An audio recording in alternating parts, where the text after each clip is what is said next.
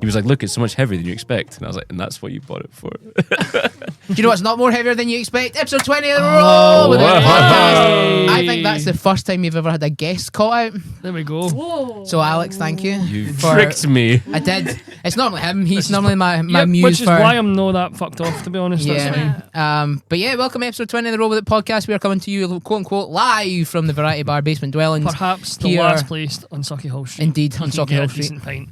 Especially if you want to watch the Seattle Zoo, Ottercam, Braveheart, and Wile E. Coyote all at the same time. Yeah. Yeah. Yeah, Laura got excited by otters. There's a surprise. They've got pockets. They've got a little pocket to keep their favourite stone in it and shit. It's cute. Everybody likes otters. Anyway, fucking hell. Koalas are better. Anyway. Biologically, would that be a pocket? Biologically, I mean, I suppose. I've got a pocket as well. Yeah, it's more a pouch. It's a pouch. It's like a kangaroo's pouch. Oh, okay. Yeah. Fuck a doodle do. So let's get into some intros. I am Greg C. I'm the East Coast variant of Greg's Weird Unit. I am the general shithouse editor of this podcast and executive assistant to the executive producer of the podcast, who is fucking back. He's back. That's right, I'm back, baby. It's been a long time, but yes, I am here, your executive producer of this podcast, the West Coast variant, Greg W. Or Greg Executive. Greg Executive. Oh, no. Yes, I made that pun last week as well. No, a couple of weeks ago as well. Yeah, it's a belter though. I'm doing it again. Yeah, it works. I thought it was class. Anyway, who are you? Who am I? Aye. I'm just Connor. I'm one of the corners of the row with it. Bullshit. No, fucking you. I can see you twitching. No communist joke this time. You're like this. You're No. like buzzing, like trying to get like some crackhead trying to get something out of his system. I'm everybody's pal Connor. In the corner of the row with it. I was pissed myself the other day. Who's sitting immediately to my right?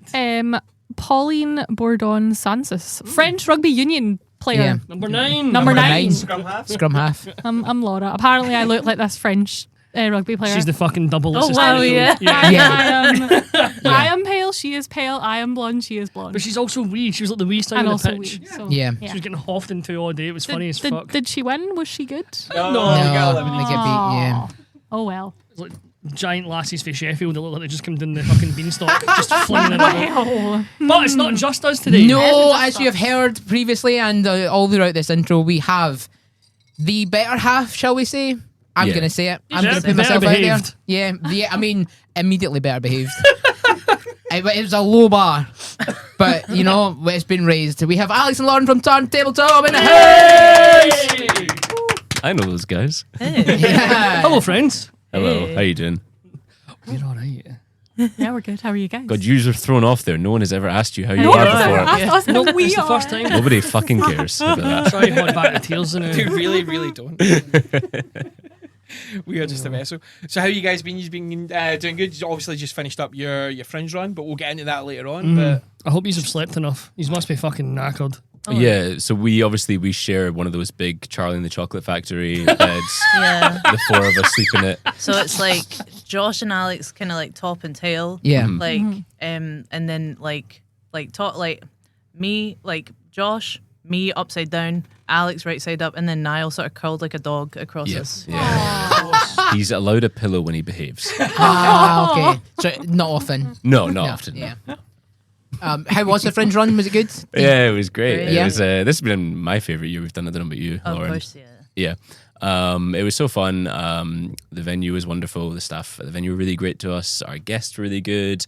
The audiences were so good and so receptive to the show. We got our first ever 5-star review, which we Long overdue. Long overdue. Oh, that's kind.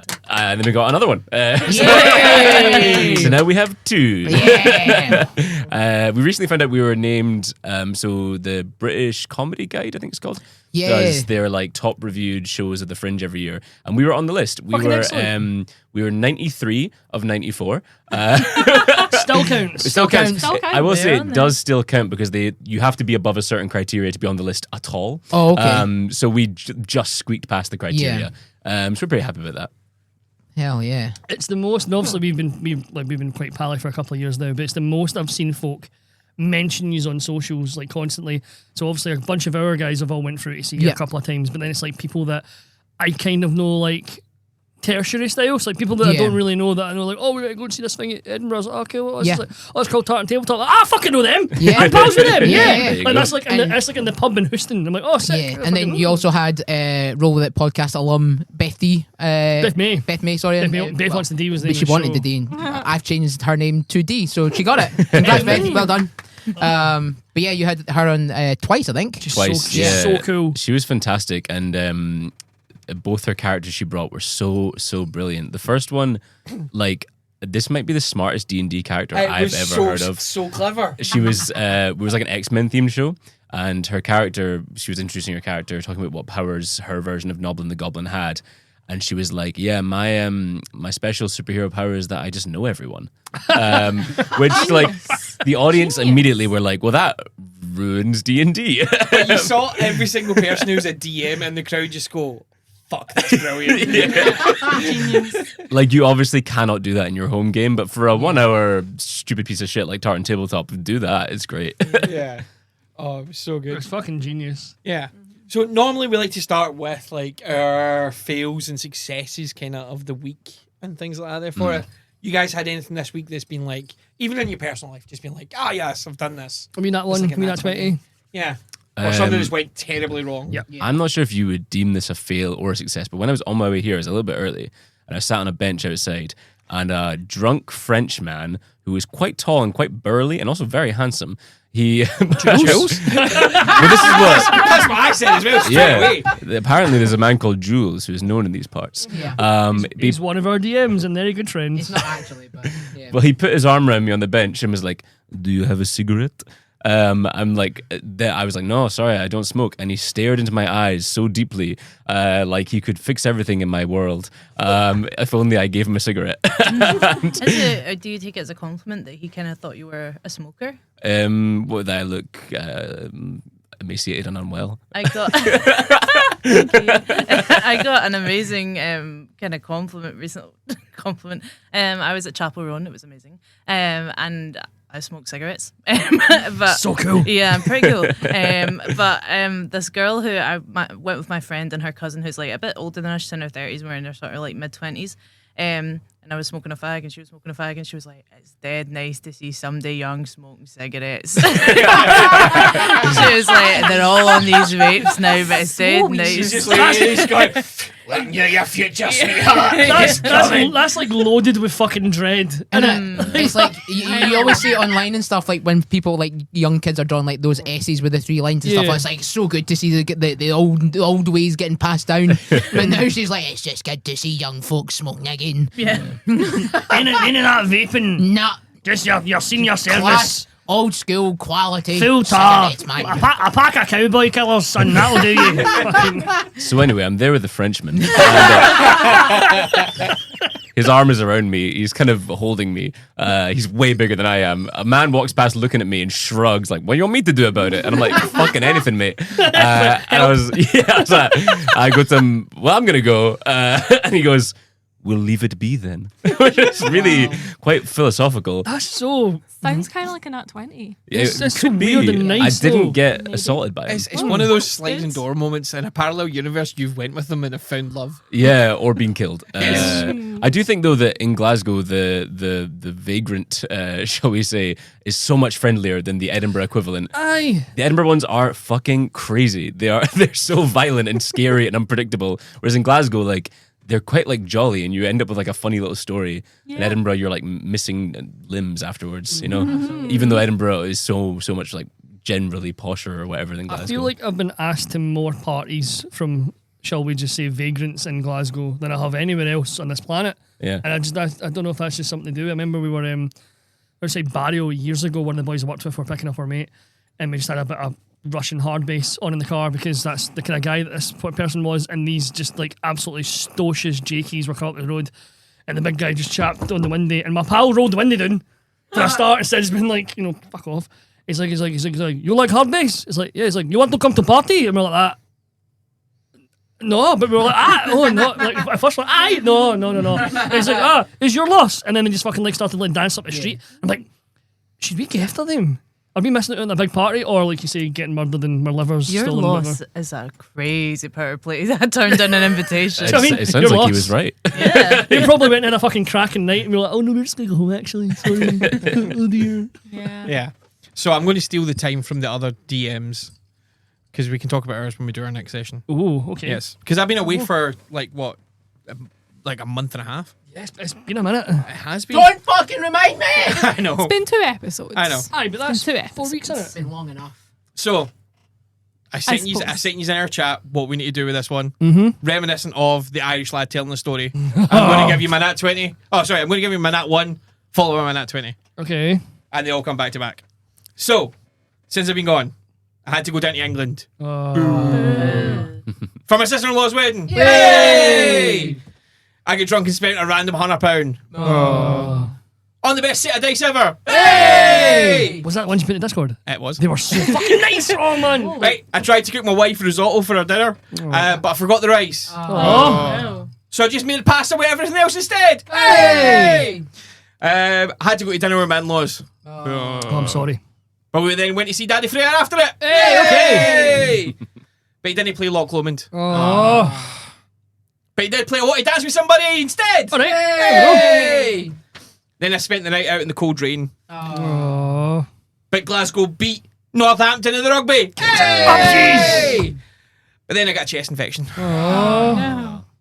But it meant I got to work home for an extra couple of days that week. Let's go. Hey! And then we're supposed to go to a show at the Kings, but it got cancelled. Oh no. So I came to Variety Bar and had a nice pint here. Yes. On the VB. And then lastly, I had to make a new character for my Aliens game Oh no. because my other one found an escape pod and got out of the ship. Fuck yes. Doesn't And happen that's much. been all my nat fails and successes for the last Amazing. month and a half. That's all I have. That's the. I like a good way to recap it as well. Has Thank anyone you. else not seen this video that they're referring to? Just you. Have you guys seen that? Oh, It's I thought this was kind of a ritual you guys did. no. There's a video of like this Irish The guy Irish lads. absolutely smashed with like holding court. Like he's a big Yeah. absolute unit holding court, and he's like basically telling us this made up story about him getting arrested for being drunk. But everything else is there's always an upside. So it's like, what was the one you said up? It's like, I went to the pub. There was only one bartender. Oh. There was a woman bartender. Hey. Yeah, I like But there for was every man. Yeah, for every man. No, it's yeah. like- There's always an upside. So, and that was the whole like. This is 10 like minute- a classic. I hate to bring it up musical theater school already. But that's a classic like drama game where like Yeah. you go in a circle and you do that. Where like Yeah. you say a negative and then someone twists it to a positive and you change it back Ah, okay. and forth. Yeah. So it's deep seated. Ah, okay. So it was secretly we've all Yeah. been like fed some sort of musical theatre mind trick. Yeah, obviously. Yeah. Interesting. They come clicking towards you like Been that. propaganda all Yeah. along. And they with their When tricks. you're a jet all the way. There we go. Song out the way. Mine's is nice and easy. It's funnily enough, it is a 1 and a 20. I asked a girl on a date and she said no. Oh. But I had to work out in my life. Genuinely, I went to the gym with like such a we racing go. energy. I was just like, yeah, Were this is class. these things related? Yeah, was it like was it one of those anger workouts? Like, oh, she's gonna fucking regret this, man. her loss? Dean hard Dean techno. Barbell's one-handed. Yeah, no. PT's in the corner shooting No idea. himself. Nah, it was just like we were pals for years anyway, and I was just like, do you know what? Why not? She said no for me, but whatever, it's nothing. And I was like, all right, cool. And then just went to the gym and just like I got like 5 minutes from the gym was like I've suddenly got like this massive rush of adrenaline. And I then- wonder what that was. I don't really know. Probably devastation. Yeah. Loverboy working for the weekend plays in the distance. Yeah. There you are. Oh no, I had like some like I had like the heaviest metal possible. President has been my absolute like ride just now. Here. They are so good. Like we all know it's Charlie from Busted, but listen, What? it is Aye. actual. Aye. Mate, come on, it's not even hard. I know. I'm well aware. I thought his band was Firestar. Fight star. Fight Star. Star. Yeah, they were Yeah. years ago. Ah, okay. They're not fighting anymore. Nah. Don't follow music that's not from the 80s. What? I've been listening to Def Leppard on repeat for the past 3 weeks. Yeah, Def Leppard's Love good. it. One arm drummer. Well, mine's is kind of funny. Yours is hilarious. I told Greg as it in the always car, is. you haven't heard this. Buckle up. So, Laura, love of my life, my best pal in the whole world, we are looking for flats now, which is shite. That does fucking suck. We didn't get that last one put into, in case he's missed that last fucking episode, but oh well, how sad, never mind. Basically the exact same flat in the exact same house, but like a different, like one block down has come up for like cheaper, so we're like fucking, we've jumped on it. So Laura, you had to go to work today because your internet was shite, so you had to go into the office. Yes. Correct. And I got up at the crack of noon as standard because I work in pubs and I'm usually working quite late, and then I come home and stay up even later to try and, grab a little bit of freedom. So I woke up this morning to Laura This afternoon, the crack of noon, as I said, fuck off, to like over 100 notifications on my phone from Laura messaging me constantly, but putting in our Discord where we've got about like 500 odd people. And then the people that I've got on Facebook are also messaging me like, oh, I think something's wrong with Laura. You need to, Connor, wake up. Where are you? What are you doing? So I wake up confused as shit. My phone's vibrating itself off the fucking bed. Trisha and Huey come in the way they usually do, as if the police are raiding your fucking house. Which those that don't know the lore to now is Connor's parents. Yeah, that's my mum and dad are mental. So they're shouting at me. I'm not even awake. I've not got my glasses on. And I can just see like Laura's face, like the notification keep popping up on my fucking phone. And I'm trying to respond and blah, blah, blah. And I had to go out and get ready. So like they're shouting at me, like I had to go get fucking medicine for fuck's sake. So no glasses on, just fucking jumped in and out of a shower really quick. Went to go and put deodorant on. Wasn't fucking deodorant. My dad had left a can of fucking WD-40 on the top of my fucking unit. I didn't even see because I had my glasses on, so I fucking sprayed it on, and I was like, Tin Man type shit. Exactly. I was thinking that your shoulder had lost its usual it's squeak. rotating like fuck. No, but like I only did the one Oakstar, thank fuck. But I was like, I put it on because I'm not got my glasses on. I'm like, fuck me, that's. And my first thought, like, can deodorant go off? And I was fucking stinking, and I like took it back. I'm like, oh, for fuck's sake! And my dad's laughing at me. Like, I goes, that's my WD-40. I was like, fucking no, I just put it on. He's like, where'd you put it on? I'm like, I didn't even know it was that. And then he shouted at me for wasting his WD-40, and the whole time my phone's still fucking going. I'm like, what the fuck? So that's been my day. And I've only been awake for like fucking 6 hours. There we go. Sorry, Greg. I thought you'd enjoy that. Oh. Do you know what's brilliant is seeing Lauren and Alex just get more and more desolate the further your story went. This is standard pish for him. A bad shit happens to me all the time. What was it? The last episode you bin tips? Bin tips. There was a bunch of it was more than I thought, by the way. Actually, wait, so you owe your sister more money? No, she doesn't listen to this. But I went back on the cameras because, long story short, the pub I work in is dying, which basically makes me the most senior member of staff. I'm just a guy. I'm not a supervisor or anything. And last time we were on, I was in so much of a hurry to get out because it's really dead now and it's depressing, and none of the customers come in, and I just seen a bunch of fucking thingies and swept onto the bin. And it wasn't until I was halfway home in the car I was like, that was the tips.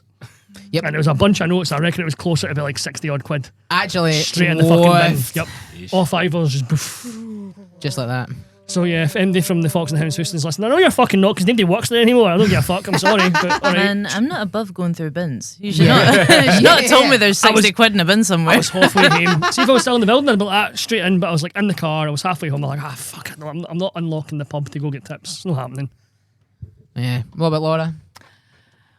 I don't really have any crit successes or crit fails. Just the misery that is trying to buy a house.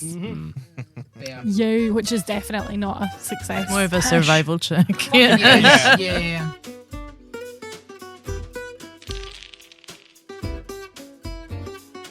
As we said, we've got the team from Tartan Tabletop. We do. Half of the better half of the team. Better half. Yeah. Because I'm not talking to one of them. So Wait, who yeah. have you dinged? Who do you think I've dinged? I don't know.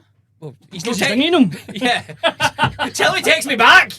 You mean the one that I replaced? Aye. Which, by the way, if you didn't see the photo from Tabletop Scotland, I've replaced him. That's He's so a- funny. You like, because it looks like you're just like, as soon as he moves, I'm going to just body check and get in that picture. Folk messaged me to say, wait, have you actually left row it? So fucking funny, man. Please don't leave us. We need you for stuff. No one else can push buttons. Or his. But yes, we got any at the start. You guys coming off the fringe and things like that there for it. So another. That's what? How many years now has that been? That was our fourth fringe. Fourth. Yeah. I was going to say wow. 3. I'd have been one out. It was the first one we did was like free fringe, and the show was very different. It was much more sincere, I would say. Josh killed off Lauren's character's dad in a show near the start. Oh, wow. And it was like genuinely a very emotional moment. People in the audience were crying. That would never happen at the weird fucking shows we do now. Absolutely not. No.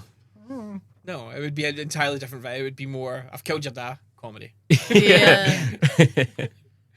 Madness. But yeah, you had, let's say, the full run. How many days was it in total? Was it 30 days? You think you'd 25. 25, yeah. I thought you only had 1 day off.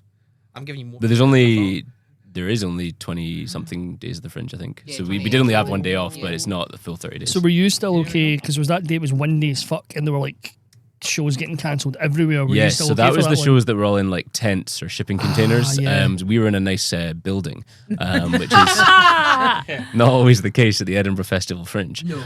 Let me tell you. But no, our show was fine. We were able to push on. I think we did like have a bit of a drop in ticket sales that day, just because like people weren't getting in Can't because get of the trains. train, yeah. Yeah. Exactly, yeah. But no, we were fine. No, that's awesome. And like you said as well, you've got Noblin the Goblin, your guest at every show. We spoke about Beth May, but have you got any other favourite guests from the run this year? Who do you reckon, Lauren? It's Peter Rugman for me. Peter bro. Rugman was very good. Peter Rugman's great. I really sleeper pick Gareth Waugh right towards the end. Oh, Gareth's yeah. great. He's so funny and he was excellent. And we Gareth Waugh. Gareth Waugh. The stand-up comedian. The Gareth Yeah, Waugh? he was in fucking Nando's. Yeah. Yeah. All right. What? That's mad. Yeah. Gareth Waugh. Well, I didn't know he He's went a to wee G. Nando's. Me and Greg C, because like Roscoe McClellan and stuff as Yeah, well, we were Roscoe like, we all met in this sort of Twitch community during lockdown because you couldn't go outside, everyone was depressed, and there's Yeah. like a lot of people that I remember like playing Dead by Daylight and fucking Among Us with, and they're like seeing them at the stand. I'm like, fucking, Yeah. I've been in lobbies with him. That's mental. Yeah, we had a few returning Noblins as well who have always served us well, like the Burton brothers, Yeah. Tom and Josh Burton. They're hilarious. Guys from Shoot from the Hip, Sam and Tom, they're brilliant as well. They both did our X-Men themed shows, Nice. which they loved, and we loved having them on.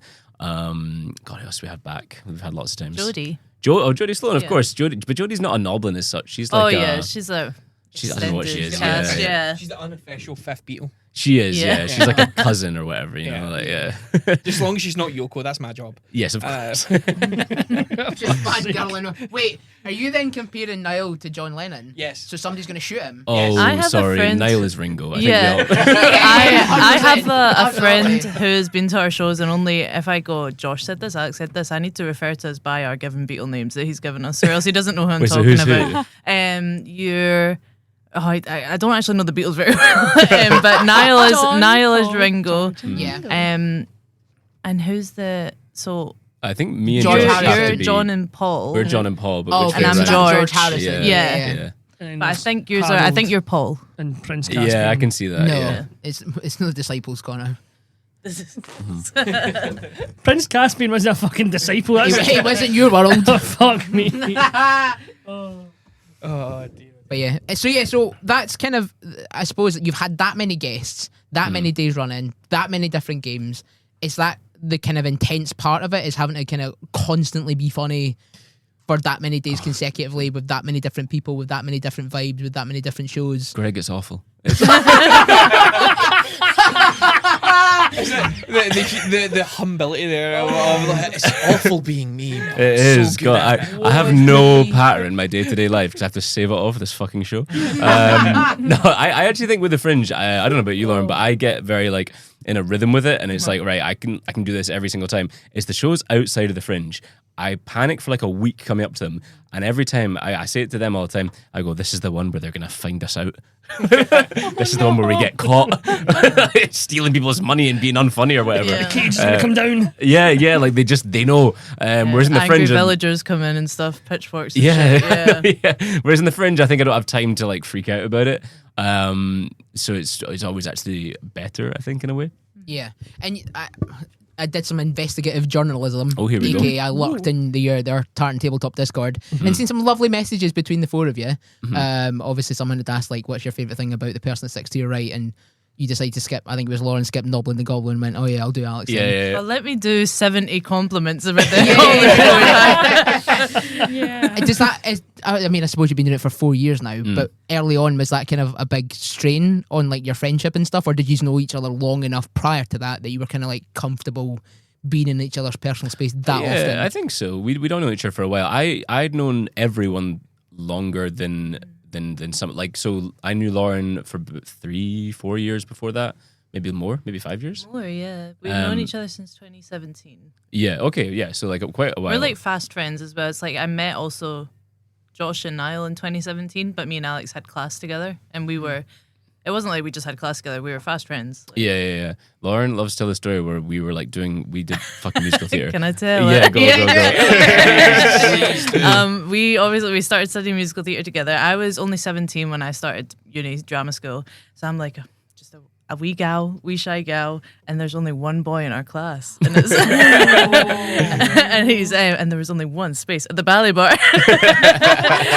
No, it was like, well, Alex had this kind of mysterious, moody vibe to him the first couple of days. I was very sad because I'd moved city and I was living in a youth hostel. So Yeah. that was my mysterious, moody vibe. Yeah, and Fucking miserable. Yeah. it was our first like ballet class, and the teacher had like.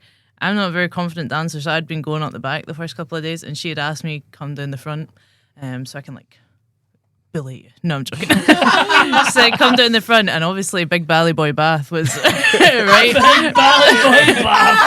It was right down the front, so we were next to each other, and I was a bit scared of him because he was giving off, sad moody boy vibes, and we like touched hands on the ballet bar by accident, and then Alex went like this. And then ripped it apart. I know that. How do you describe that on audio? But he like snatched his hand away from mine. Yeah, I was a bit of an arsehole. Still am. But I don't. Yeah, later years you have said, "Well, what did you want me to do?" What did you expect? Yeah. At the end of our very first ballet class, right at the end, our teacher, she's this like, she was, I don't know how would you describe, let's not use names, but her. She's super classical, prima ballerina, and very much like, if I were in my prime, she used to say all the time. She was like in her 50s. And, she'd always say like, I'd mop the floor with Ollie. Like she'd always say that. Okay. And she loved the boys. I'll say that in the class. She was very favoritism with the boys. But at the end of a ballet class, I know all of you guys did your many years in ballet. Oh, definitely, Yeah. definitely. But From you do a the thing age of called 5 to 6. There you go. You do a thing called reverence, where you bow to each other and you bow to the teacher and things like that.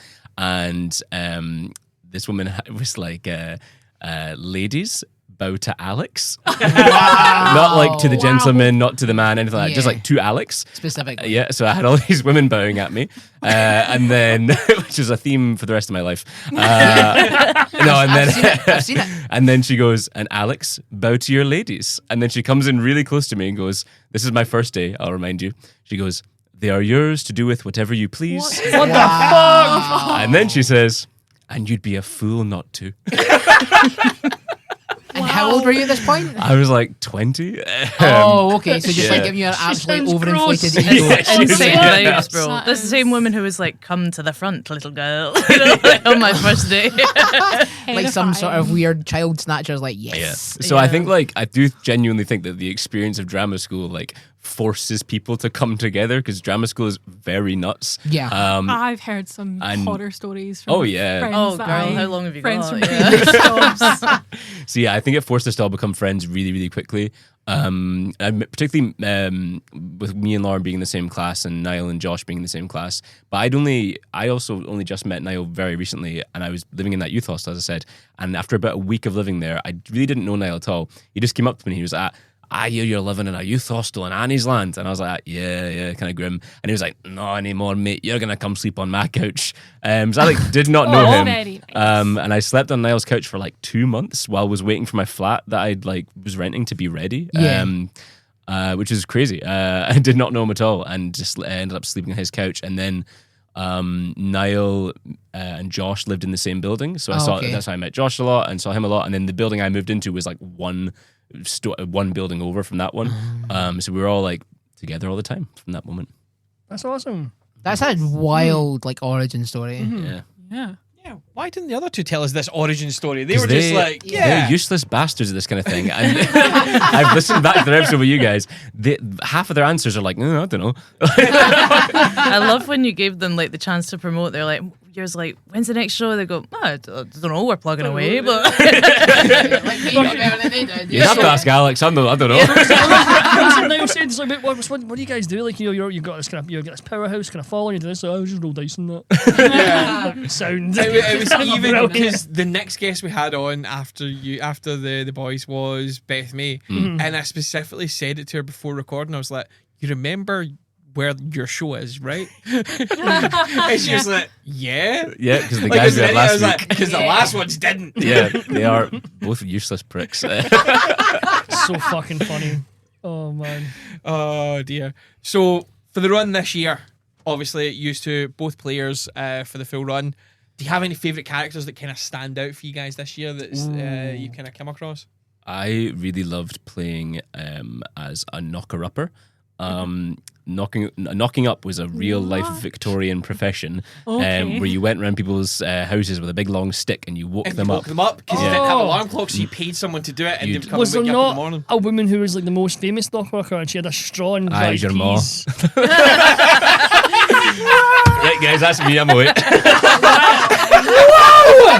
You're lucky Trisha Fallon doesn't listen to that. You're lucky Trisha Fallon can't work her phone. Fuck me.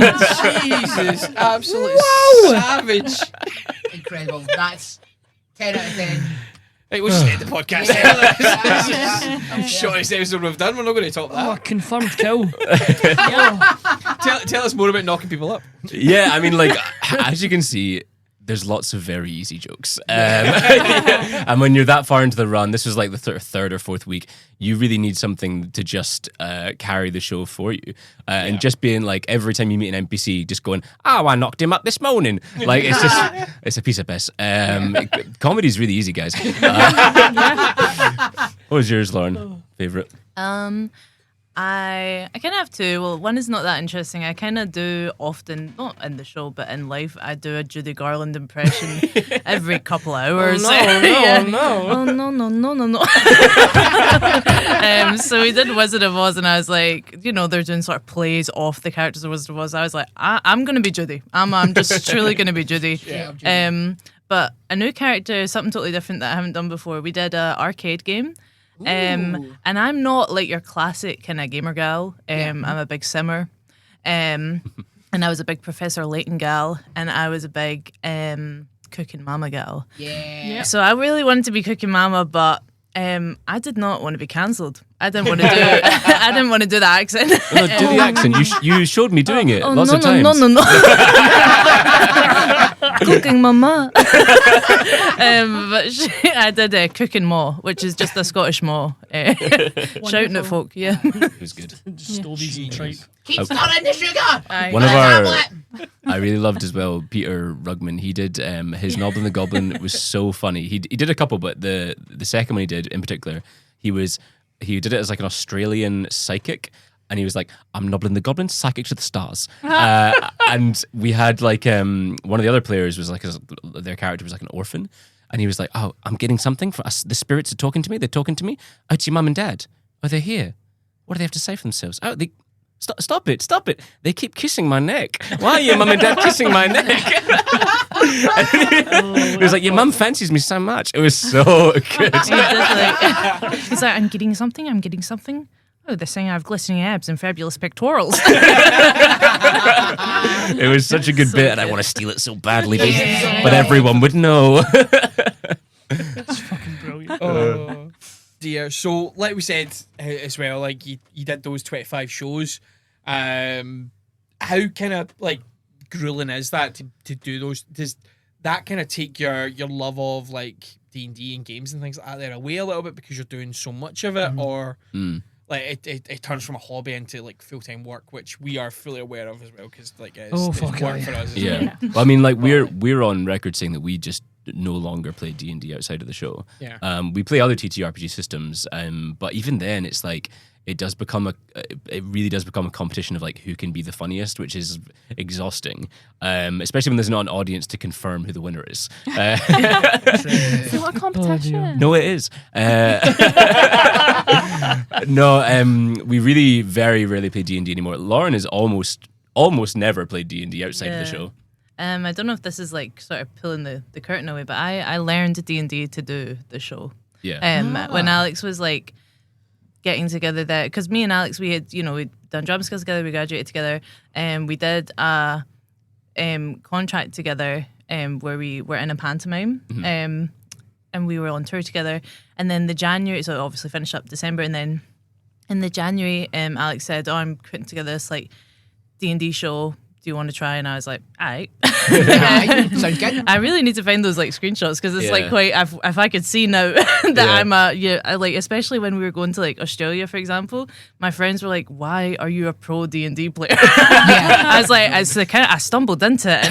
And I think I was, when Tartan Tabletop first started, I was just trying to find people I knew who were very, very funny. Yeah. And one of our kind of rules was we wanted people to be performers.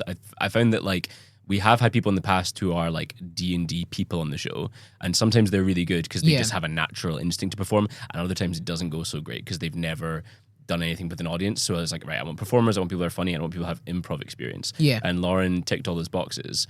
The show originally was going to be me and Josh plus a rotating cast. Oh, and okay. it could be like lots of different people.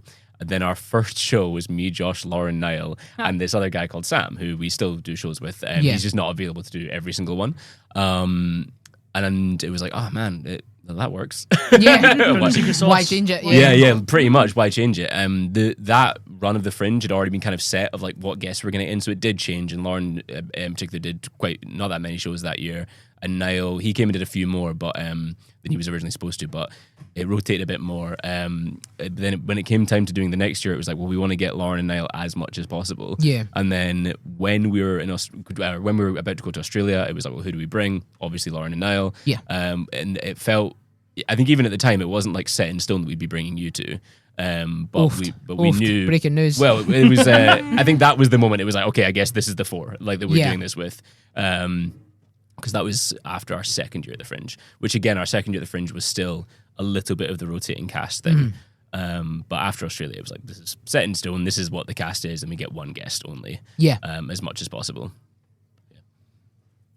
I mean, Sound. yeah. I mean, I played D&D one time, but I was like, I didn't know. Well, we sat and played it because I did play home games and stuff before the first show, like to practice and to just try different characters and stuff. But I remember like the first time playing like for fun, not for laughs. And we were in Australia and they're like, we're gonna like play D&D, and I was like, oh brother. But I was like, what the hell is this? Like, like they were like moving pieces around and like not doing stupid voices. You were just like, oh, I go here. I was like, what the hell is this? how do I be funny? Yeah, what is this? What do I do? It's fucking Monopoly all of a sudden. Yeah. And I suppose that's an interesting thing because both of you kind of said have come from theatrical backgrounds. You studied, graduated to be actors. You still do acting and theatre and performances and stuff as much as possible. Does that improve your D&D skill, or is it less D&D, as you said, Alex? It's more you're focusing on the performance rather than the game aspect. Does the background kind of cover that in some way? I think it does. I think that actors. I had a director once that described actors as organic props, okay. which is really cruel, obviously. Yeah. Yeah, but he's right. Yeah, like Bill and Ben are literally the definition of it. Yeah. And if I could get my perfect D&D player for the show, like perfect Noblin, is an organic prop who will basically just fulfill the role of like funny little goblin. And I think that like actors have a good sense of, they've been like beaten down so much, it's really helpful. They'll just do as they're told, and like Niall's a great example of that. The boy does as he is told. I know we're saying this time do this. Well, okay, no. Well, okay, Timing's not his strong suit. But when we're like talking about characters and things like that, he's willing to do like whatever the fuck and make an absolute fool of himself. And I think actors are really good for that. And I think that, I don't know, it's hard to say because I started playing D&D after I started training as an actor, so I don't know if I would have been a better player or worse player or anything like that. But I don't know. I do think there's a certain element of drama school breaking down your ego to an almost point of nothing that really does help with all aspects of performance. Yeah. You're really not selling drama skills. No, don't go. Oh, we're not trying to. No. I mean, I think at this point in my, I mean, I'm saying it like I'm 1 foot in the grave, but like at this point in my life, definitely not. No, you shouldn't. Yeah. Yeah. I hate myself enough. Let's go. Do you? Well, you're acting at the moment. Do you think D&D or Tartan Tabletop has helped you as an actor? As an actor, As a thespian. I risk getting sort of slightly deep here, but I was 21, I think, when we started Tartan Tabletop. I've changed so much, and like I've really like, you know, like I was looking at old pictures as well today, and I was like, man, like we've all changed a lot, and like I think I'm so much more like I have all this experience that you just can't buy, like you can't enroll to, that makes me a better actor. But also I think also socializing with the kind of pattern that the bouncing of like between like actors as well is honestly sometimes training enough to get in a room and bounce off of people as an actor. Like if you have friends where, and again, sometimes it's exhausting. We're all in a room, we are all trying to be like, bah, bah, bah, bah, bah, bah, who can be the funniest like all the time. But it's like, I think that's like what's helped me as an actor is like, I just feel more confident and comfortable as a person, and to just go and like the fact I've gone in front of hundreds of people and been like, I'm gonna play a man called Hugh Janus, you know what I mean? Like, I'm pretty like laying it all out there, and that was my main sort of criticism at drama school was always, oh, you're holding back, and I was like, well, you have a lot to say, so I'm protecting myself, but now I'm like, you have to lay it all out, I guess. Yeah. So it's definitely helped me. Yeah. And I am acting at the minute in a little play called Dracula. Leads us perfectly into the next question. Oh. Yes. But I will say as well, look, because like I've been to some of your earlier shows, and obviously I've been to some of the more recent shows where we've helped out and we've, you know, like seen you at the Fringe and things like that as well. I have seen that confidence grow within you as well. Like when you see it, it's like obviously because Josh and Niall have got the back and forth a little bit, and it's like when I saw you originally, like you were a little bit timid to kind of jump into that, but now I'm like seeing you're fully just, no, I'm taking over this one. We've got this, and tearing them apart to get in and get your bit in, and it's as confidence as an actor, it's really grown in you. You can see it. Oh, thank you. What I always really liked about Lauren was that she comes up with really, really good one-liners. Yes. And I was always like, well, if Lauren says like 4 things a show, but they're the 4 biggest laughs of the show, I'm happy she's there, even if she's like not contributing that much. But now she contributes way more, so that if one of us is having a rough show, it doesn't feel like, oh, we're all gonna like die, you know. But I like that about the show as well, because there's 5 of us on stage. If one person isn't hitting, someone will cover for them. Someone's got picking up. Yeah, it's like we had a show. I think it was I don't know when it was. When was it? I don't know. Anyway, there's a show recently where Niall was like, "Oh, that was rough, man. That was a tough one." And I was thinking in my head, I was like, "That was a great show." But I think it was just because it was a good one for me and a rough one for Niall. Yeah, fair. And that happens all the time. Different people swapping in and out who had the tough one. And it's just about your perception of it. Like, even if you found it difficult, your friends are there to cover you, you know? Yeah, definitely. Dracula. Oh, yes. Dracula. So he's this guy, big fangs, Widow's Peak. Kind of like Strad from D&D. Let's not. Fucking Connor has a hatred for Strad. I just don't like him. Well, no, but specifically, normal Strad. Strad if he's Gary Tank Commander. We came up with a thing of what if Gary the Tank Commander was Strad/Dracula, and he's just, I just want to suck your blood. And we thought it was the funniest thing ever. But yeah, you guys are doing the show in Edinburgh for is it Halloween Fest? The Edinburgh Horror Festival. Sorry. Banshee's Labyrinth. It's just Dracula. It's just called Dracula. It's a very, even though it's a 1 hour show, so Horrorfest has quite strict, your show is 1 hour. Yeah. Don't try and we were bargain talking with about us. this upstairs. How do you put that show into that? Well, that's the book into thing. 1 hour? As a book, it is extremely difficult to adapt, notoriously difficult to adapt, because it is not like a normal book. It's like diary entries, newspaper articles, police reports compiled into a novel, but it's not got typical prose or dialogue the way that books and such and have. 100 tiny characters as well. Yes, lots and lots and lots of little characters. So it's really difficult to adapt into anything. But our writer, Katie Gurley, has done like a really good job of taking what was a 2.5 hour, basically like word for word, extremely faithful adaptation of the book, and then making it into an hour-long play, like really condensing what is actually needed to tell this story. For example, Quincy the Cowboy, he's fucking out of there. Which, massively to my dismay. I love that Laura saying no. We had to explain to Laura upstairs that there is a Texas cowboy in Dracula, and she didn't believe us when we said it. Yeah, he's called Quincy. Yeah. And he's gone. heartbreaking. My favorite character. Yeah, so Josh and I are producing the play, so it was actually quite a lot of like me and Josh crushing Katie's dreams and telling her no, you cannot have a cowboy in it, because it's impractical, and then we have to have an extra actor. And I can also see Niall sitting with the cowboy hat on, ready to go. But he's the Not being saddest. coach. And the I know. neckerchief. Yeah, he's the saddest little cowboy. But he's playing Arthur Homewood instead, and he's doing a fabulous job playing the posh boy. Lauren, you're playing Lucy. Are you having fun? I'm having tons of fun, yeah. Niall's playing my husband. so how could I not be having fun? It's Also, been lovely. that's why he's not texting me back. Okay. Yeah. No, it's fine. He's getting I'm sorry, Greg. It's fine. It's fine. Just try not to think about it. I'm all right. It'll be all right. I will say, on the subject of Niall not texting people back, he is just a useless fucker. Like, like please do not take it personally. But he's my useless fucker. No? Yeah, that's why I'm replacing him. I do text There back. you go. But no, the play's great. 27th and 28th of October to do our plug at Edinburgh Horror Festival. I checked actually just before we start recording, and 50% of tickets are now gone for it for both days. Yeah, So, quick. yeah, get your tickets fast if you like vampires and shit. Do indeed, yes. 2 of those stickers are me anyway, I know that.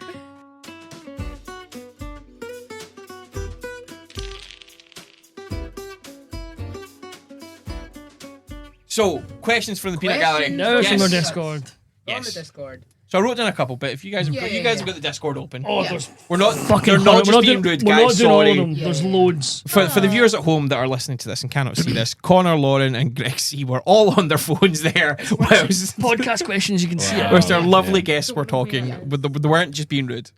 I always like to start with the quick fire ones. Alex, what's your favourite biscuit and why?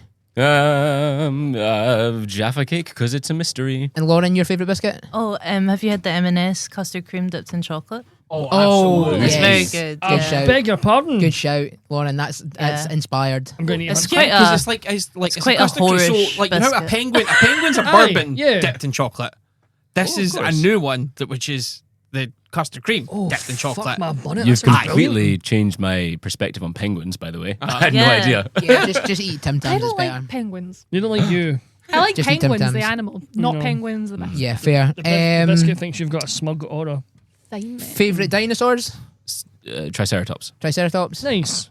Are chickens dinosaurs? They're Yes, they They are, yeah. I like Yes, they chickens are. quite a lot. Remember who you Absolutely. are. I've mocked the others. Favourite D&D ability? Like spell or... Oh, I'd love to be able to Misty Step. Nice. I said as well. It has so many like just fucking day-to-day uses. This is what I Like, said, and they were like, "Oh It's, no, no, I it's don't not. like It's this." not even. No, it's not even that. I don't agree with it. It's just when I hear Misty Step, I fucking hate it as a dungeon master. oh yeah, it's annoying. Yeah, and like a day-to-day usage. Yeah, absolutely. But I just can't turn off my fucking hatred for it. I hate Misty Step, man. Lauren?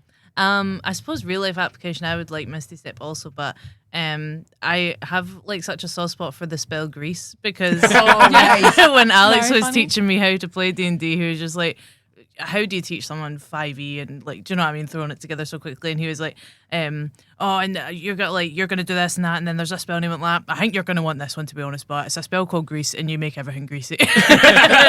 I was like, I do want that, yeah. Oh man. Excellent. I mean, I've got one from the 20 Adele has sent in. Fuck's Yeah. sake, Oh, Adele. good God, yes, Adele. So, Adele. what Adele has asked is there any collaborations that you would love to happen in the future with people you've maybe not collaborated with yet? There's those Critical Role guys. They're always hitting us up. Imagine. I don't know. I know God. most of them and... Yeah, I've been hearing bad things lately. I mean, we were talking about who our dream guest was. Yeah. Oh, there we go. and Who's your dream guest? Alan Carr Chatty Man. Yeah! Oh my fucking God. He that would be so brilliant. Innit? funny. Yeah. He would be I'm trying to hilarious. say. And imagine all the jokes he'd make about goblin things. Come on now. Yeah. Like he's Yeah. a home run. And he's got a funny accent and he seems really nice as well. Yeah. So yeah, that's my dream collab. Alan Carr Chatty Man. Nice. Yeah. What about you, Lauren?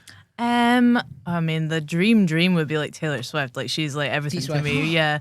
I think she'd really love D&D. I She'd be have to bang be up for for it. real. Yeah. If you need to listen to Folklore Evermore, she's an escapism diva. Like she is writing about being in the cabin, like being a LO witch. Like she should play. Yeah. Yeah. Taylor? We'll drop her an email. We'll try and Yeah, get yeah. on the podcast. I'll phone her after. I'm You working can that. fuck on the now anyway. What are you doing? I'm busy that day. I really don't like doing my Laura. Whoa. That's But going we to could get us cancelled, Laura. We could do You D You and can't say D. that. We could do a D&D game on a private plane while clubbing a seal. Yes. And then You're allowed one emotional sport billionaire. Okay. Oh, No, not with Captain Communism in the no, house. we mean the house. Mummy, put the jet plane down. So, like, you guys, if you get our friend Billy was asking, have you guys got any other systems that you kind of want to do on the show? So not just Ooh. D&D, doing because we've got our array of TTRPGs that we kind of do. But have you guys got anything kind of? well, Rich from Renegade Rolls is really trying Oh, to shout convince out us Rich. to That's do. our next question. Is Renegade Rich? Renegade Rich is your next question. We Oh, love from Rich. him. I see it. From him, Just yeah. asking my opinion on him. Well, What he's do you think? trying. He's one shirt. Yeah. He It's a good has like shirt. 7 different editions Yeah, of. yeah, that's nice.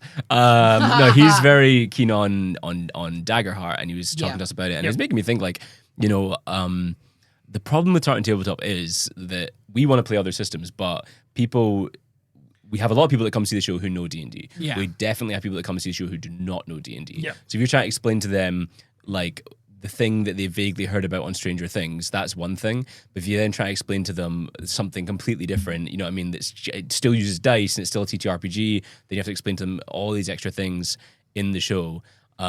It's tough because we do want to do other stuff. I think we'll probably do them as podcast episodes because I think that is more where, you know, the actual TTRPG crowd will tune in and enjoy it. Kids on Bikes is one we wanted to do for a while. Hell yeah. That one's tough though because we're in the middle of doing the last podcast we released was sort of about teenagers doing a sort of, you know, teenage story. And then we're going to be doing season 2 of that this year. Nice. I'm recording that very soon actually. Woo. But that would be ideal for Kids on Bikes. But Yeah, we just totally. but we've done it in 5e and just kind of adapted things instead just to make it a bit easier to digest for an audience.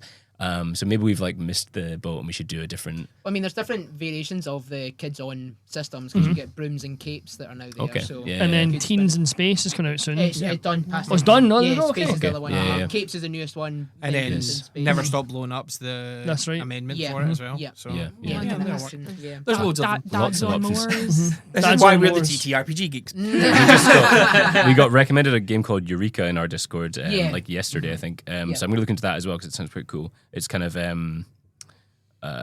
like spy-y, I believe. Yeah, investigator. Yeah, I think I would like that. Just like Call of Cthulhu, kind of like Yeah. the kind of mysteries, the core tenet of Eureka. Yeah. As long as I get to smoke a cigarette and go, look here, see? Like, that's all I It's want. nice to see somebody young smoking a cigarette.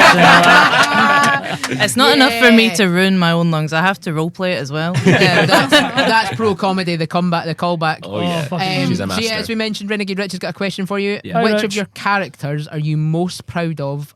Either for being properly thoughtful or just high quality puns, and notably he said that Laura and I enjoyed your sad stuff, Buddy the Lion at Fantasy Coin Paisley. That's a big. and there is a picture in our Discord for you to see, which is Yeah. It's That's terrifying. gonna be lying. Yeah. Oh, I love. Yeah, I'm from Paisley, and in Paisley, the museum is. Are you guys from Paisley? Yeah. Whoa. Okay, I knew Greg was. I knew Greg was. I've Yeah. stayed in Foxbar all my days. Really? Yeah, I went. genuine. I'm not going to say what high school I went to.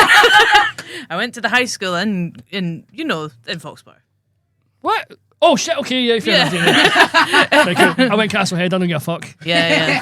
I used Gonna to. dox yourself. I used to babysit a boy who. No, let's not actually. Talk after it's fine. Anyway, but Buddy the Lion. Buddy the Lion. As they said, we were doing a show in Paisley, and I was like, and it's museum themed, and I was like, the king of the museum is Buddy the Lion Oh, in man, Paisley. so fucking good. There is a big taxidermy lion called Buddy the Lion. He's kind of the mascot of the town as Yep. well. He looks terrible. He looks It's a dreadful. bad taxidermy job. Yeah. Is that him? Yeah, look. Yeah. I mean, I've seen worse. There's been He talks never of stopped him. screaming. Done Yeah. worse for less. There's yeah. been talks of him getting sort of refurbished for a long How? time. You're going to need Yeah. like proper Oh, like kind of facial like- reconstructive surgery in there, man. He's Yeah. fucked. But is he still Buddy after that? Is it like a Lion of Theseus Oh, situation? Lion of Theseus. Maybe. So the sugar babes. Yeah. Fucking oh Yeah, man. they're still the Sugar Babes, even though there's different members. But are they It's though? like Trigger and his broom. It's the same broom he's had all his days, but it's got 12 new handles and Right, 6 fair new enough. heads. I don't think that's my best character ever, though. I think the one that I'm like most proud of, I guess, in terms of like there was a lot of jokes, and also I managed to sort of do a couple of real life kind of social commentary zingers, and was Token Woman. That was from I knew you were going to see that. Yeah. I was sitting there going, it has to be that Fucking one. dynamite. Have we mentioned that before? That's so fucking funny. A Token Woman is very funny. Yeah. I think mine's is Braxton Bellfire, who's from the first season of our podcast. It's all set in space, and he's like a space bounty hunter type guy. Nice. And that season of the podcast is way more like sincere than what we are used to. I like him for a few reasons. Mechanically, he was very fun. He was a War Domain cleric mixed with a Gloomstalker ranger. So like on his eventually at one point on his first turn, I think he could attack 5 times. Oh, no. So he was just like very cool to play, very fun. But then from like a character perspective, he was very interesting to play. He had a really like emotional climax to the story with Sam Stewart's character, who's the guy that we were talking about earlier, where it turned out Braxton killed his dad on a job, and it was like a really like painful thing for his character. The whole ending of the podcast was like super grim because of that. Like it wasn't like a triumphant ending to it all. It was like they walked away from each other, like having this like they had this really nice bond from the beginning of like almost like a father-son relationship, and it just ended horribly. No. And I think it was like one of the best things we've done as a unit. Yeah. I will say like when we first started recording it, we had no idea how podcasts worked at all. And the first 2 episodes in particular are fucking horrible audio quality, but it gets better. So if you are listening to it, push through, you Who know. edited them? It was me and Josh, so we'd do like one, then the other. The first episode, no shade if it was you. No, it was Josh. It was Josh, okay. It's getting slated now. Well, no, there's It just... was Josh now, Yeah. There's a bit that makes me look like an absolute maniac. In the first episode, there's like someone, we were walking across a tightrope and some joke was made about Elvis and sort of like Alex went like like jumping across the rope, but Josh cut the joke out and just added me like maniacally laughing, and they left it. He added it for like 3 minutes, and then he like he's trying to like, you know, he's setting the scene, he's like, I'm laughing over the top of him, he's like, do you mind? And then I just start going like, I look like an absolute nutcase. I look insane. The room was just filming nitrous oxide. Yeah. So that's just me clearing the record, by the way. I was laughing at Elvis. I wasn't just laughing and singing Elvis. Right, if we get anything more from the Peanut Gallery, I think we've got time for one more. Sorry, yeah, you had Anthony's- quick fire and we're just giving you stories. sorry. No, we're in the story section. The quick fire ones were done. Everything is content. Anthony's Don't got a worry screamer about as well. Hi, Anthony, how you doing? Wait here. So he's like, how do you manage the time for your shows? How do you make sure that the session doesn't go like too long when you've got like a finite window, but you still have time to tell a complete story? So this used to be a big problem for us. The shows would run over quite a lot, in particular. But as a cast, we got much better at time management. What I found out recently is that Niall, turns out, had no idea what time it was during any show. I found this out, I think, on the last day of the Fringe, and I was like, I'm going to buy you a watch. Because basically Niall films most of the shows on his phone to then use for like clips and things. So he doesn't have any way of telling the time. So I often found myself like, man, Niall's really rambling on and we have 15 seconds left. Like, what the fuck is his point right now? It turns out he had no clue what time it was. But we have gotten better at like knowing when to wrap shit up, and the flow of it all. Josh also, he has really gotten this shit down to a science. He, again, pulling back the curtain a little bit, the way he writes the shows is that it's basically, for our shows, it is 3 encounters of some kind. Yeah. That can be, he describes it as like, or I think he describes 4 rooms. It's like the room you start in, and then 3 rooms you'll go in from there. And those rooms can be an encounter of any kind. It can be like a silly NPC who just has like a silly chat with you. It can be, the first room is typically the quest giver in some way, or all of you meeting or something like that. And the final room is the villain or the climax of the story. And some rooms are slightly interchangeable as well. So, for example, we do this bit a fair amount in the show. God, we're such hacks. We do a bit. I'm saying like Josh is gonna hate this man coming in. No. It's He changes out the details every time. But there's one, for example, that's the corridor of obstructions. I'm sure you guys will have seen the corridor of obstructions. Yes. The obstruction can be different every time, and there'll be different obstructions. But like, it's still the concept of everyone's running down a corridor trying to get away from something or to something, because that's just a good like hook. It's easy for the audience to understand. It often leads to something funny happening, but all you have to do is change out what the thing is so it matches the show, and then it's sorted. So like it might be a pane of glass, two workies holding a pane of glass walking across the corridor. You're in the middle of a forest, but for some reason they're there. Or it could be on the same thing. It's like, oh, it's not a pane of glass anymore. It's two chefs holding a big cake. You know what I mean? It's just like you swap out the tiny thing, and then also that, but you deal with that situation slightly differently each time. Like, there's things like that make the show make it easier for him to write, and then we know basically like. We've got a feel out of like, okay, this is how many things he's gotten through. Like he's probably going to do one more, two more, something like that. We know not to yammer on too much. And sometimes in certain shows, he'll even tell you at the start. He'll be like, "There's 3 things you need to do." Like there's 3 MacGuffins. MacGuffin 2 and MacGuffin 3. Please get through them, Niall. But yeah, no, it's a good way for us to like have an idea of what's going on. I think it's also quite good for an audience to understand what's going on really quickly. We're not doing a long form story. This is not a thing people come back to and they're like, oh, here's the character that I saw last week. Like it isn't like that. So we have to like get everything out quite quickly. It's a D&D show, but we're focusing far more on the show aspect of that description. Like we want this to be something that's enjoyable. Like this is, at the end of the day, it's a comedy show. It's not a perfect example of how you should be playing D&D. Play D&D however you want. I don't think if you played it like Tartan Tabletop when you're at home, you'd have that much fun.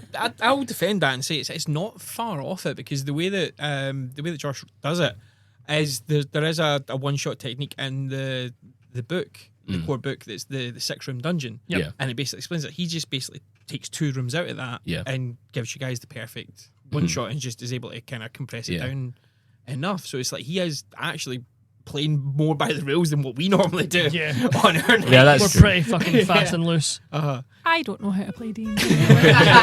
Don't care for it.